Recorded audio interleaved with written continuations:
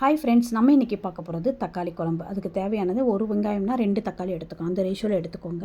அப்புறம் கத்திரிக்காய், முருங்கைக்காய், மாங்காய், கத்திரிக்காய், முருங்கைக்காய், உருளைக்கிழங்கு கட் பண்ணி வச்சுக்கோங்க. அப்புறம் ஒரு பாத்திரத்தில் எண்ணெய் ஊற்றிட்டு கடுகு, சோம்பு, கருவேப்பிலை, கொஞ்சம் பூண்டு நசுக்கி போட்டுக்கோங்க. இந்த கட் பண்ணி வெங்காயத்தை போடுங்க.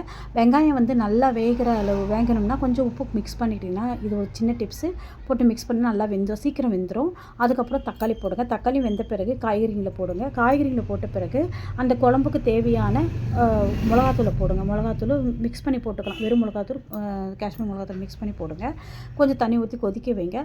கொதித்து வச்சு எண்ணெய் பிரிகிற சமயத்தில் ஒரு நெல்லிக்காய் அளவு நம்ம எடுத்துக்கணும். அது பேர் என்ன, புளி எடுத்துக்கிட்டு கரைச்சி ஊற்றிட்டு ஃபைனலாக கொத்தமல்லியை தூவி விட்டு சாப்பிட்டு பாருங்கள். சைட் டிஷ் தேவைப்படாது. இதுலேயே நல்லா டேஸ்ட்டாக இருக்கும். நல்லா அருமையான இது ட்ரை பண்ணி பாருங்கள். சாப்பிட்டுட்டு எனக்கு கமெண்ட் பண்ணுங்கள், லைக் பண்ணுங்கள், ஷேர் பண்ணுங்கள். தேங்க்யூ.